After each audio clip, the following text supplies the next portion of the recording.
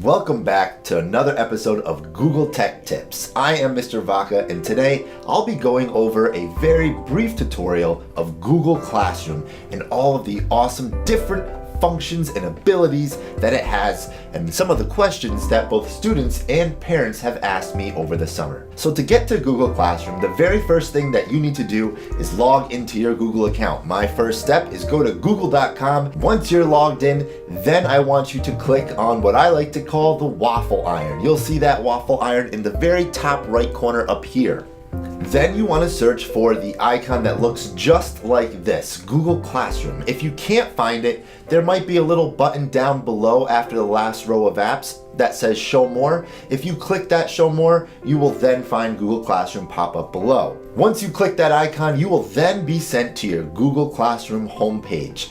This is what a student's classroom looks like if you are in the middle school or high school level, where you bounce between different classrooms for each subject with a different teacher. If you are an elementary or primary student, you will most likely have only one classroom, which means you would only see one box here. Each one of these boxes is a different classroom if you are a middle school or high school student. So let's take a look at one of the classrooms where I am the student.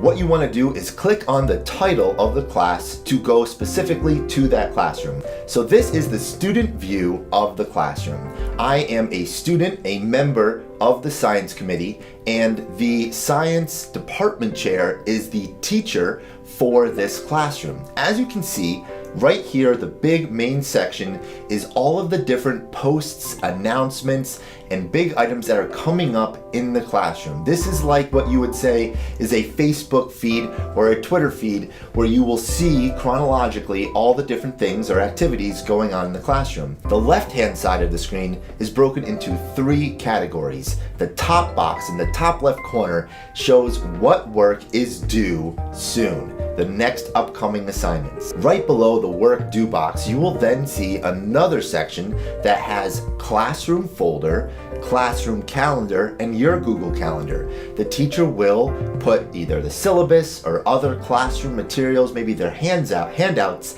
in the Google Classroom folder. So any materials that you maybe missed if you were absent, you click on that and you will see everything that the teachers posted.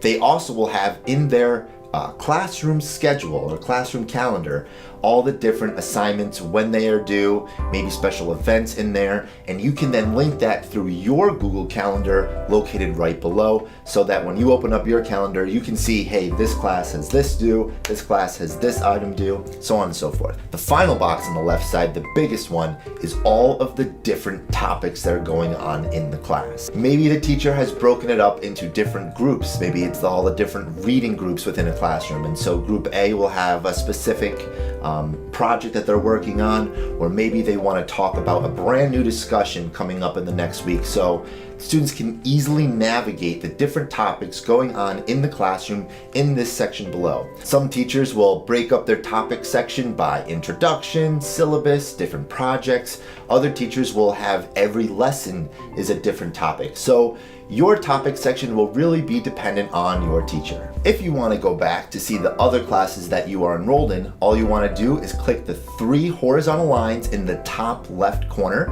and that will bring another menu down, and you could choose your class right from there. Or if you wanted to go back to the Google Classroom homepage, just click the tab that says Classes. And that's it for today. Google Classroom is a very easy way to keep track of all the different assignments that you have coming up and keep yourself organized. So let me know down in the comments below if you have any other questions or would like me to cover any other topics within Google Classroom.